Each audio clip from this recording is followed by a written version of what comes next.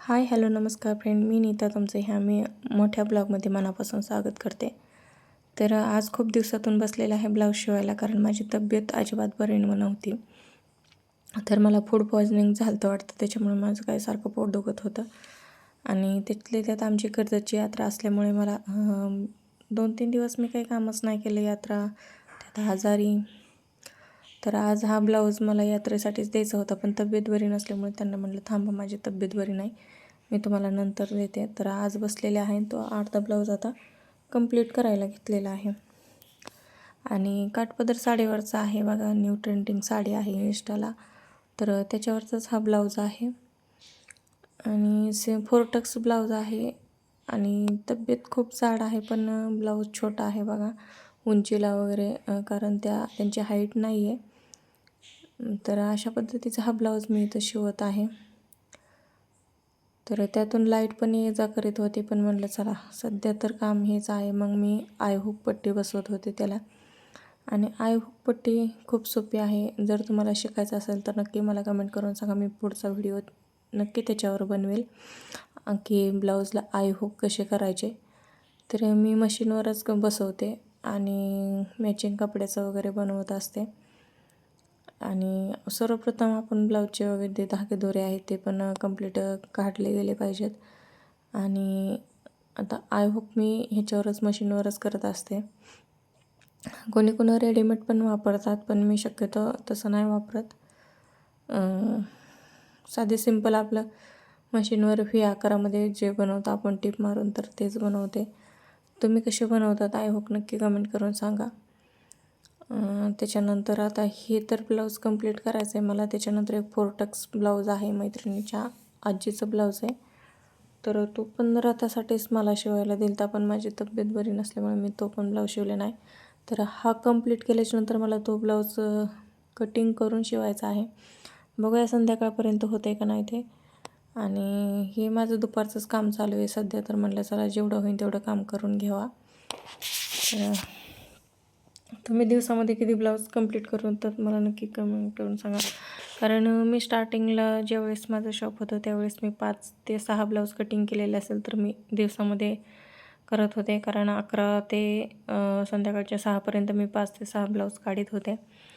पण आता सध्या मी तसं नाही करत, कारण थोडंसं जास्त कमी केलेलं आहे, कारण मानपाट एक व्हायला लागली आणि त्रास व्हायला लागला, म्हणून मग मी थोडं कमी केलेलं आहे ब्लाऊज वगैरे शिवायचं. पण आता थोडं का होईना आपलं चालूच पाहिजे, कारण आपल्याला लेडीजला थोडंसं पैसे वगैरे खर्चायला राहतात, जेणेकरून आपण त्याची 2 रुपयाची वस्तू आपण स्वतःच्या आपल्या कमाईची असते, जी आपल्यासाठी खूप मोलाची असते. आणि जे आपण मिस्टरांना मागण्यापेक्षा आपण स्वतः कमवून आणलेल्या गोष्टीचं मूल्यच खूप काहीतरी वेगळं असतं. तर त्याच्यामुळे माझं मग म्हणलं चला एखादा ब्लाऊज जरी झाला तरी आपल्याला परवडतं. जे घरी बसून आपल्या मुलांचं बघून, घरचं दारचं बघून, स्वयंपाक भांडी वगैरे करून सगळं आपल्याला वेळ भेटेल त्या वेळामध्ये आपण ब्लाऊज वगैरे शिवले तर नक्की आपल्याला फायदाच आहे. तर जे कोणी शिवत असेल तर नक्की कमेंट करून सांगा. आणि ब्लाऊजची फिनिशिंग पण खूप छान आलेली आहे, तुम्हाला नक्की दाखवते मी का. अजून ब्लाऊज कंप्लीट केलेला नाही आहे आणि पुढचा व्हिडिओ पण मी घेतलेला नाही. तर इथे मी क्रॉसपट्टी हुक्कासाठी पट्टी मी शोधत होते आणि मी कटपीस आणला होता, जो 25 रुपयाला आपल्याला कटपीस भेटतो. तर तो आणलेला होता, त्याच्यामुळं मला त्याला पट्ट्या कट करूनच जॉईन करावं लागल्या, कापड अस्तरचं कमी असल्यामुळे. तर तुम्ही किती वापरता नक्की मला कमेंट करून सांगा. आणि चेस्ट साधारणतः 36 इंच आहे. आणि स्लीव्स पण त्यांनी मागचे 2 ब्लाऊज मी शिवलेले होते, त्यांचे फर्स्ट टाईमच त्यांनी माझ्याकडे टाकलेले होते, पण 2 मी त्यांना छान शिवून दिले. त्यांना आवडल्यानंतर त्यांनी परत अजून 2-3 आणले होते. तर तेच ब्लाऊज अजून राहिलेले आहेत त्यांचे शिवायचे. पण हा काठपदर साडीवरचा त्यांनी मला मागितला होता, म्हणून मी हा अगोदर घेतला. तर तुम्हाला कसे वाटतात माझे ब्लॉग नक्की कमेंट करून सांगा. आवडल्या चॅनलला लाईक करीत जावा, सबस्क्राईब करीत जावा.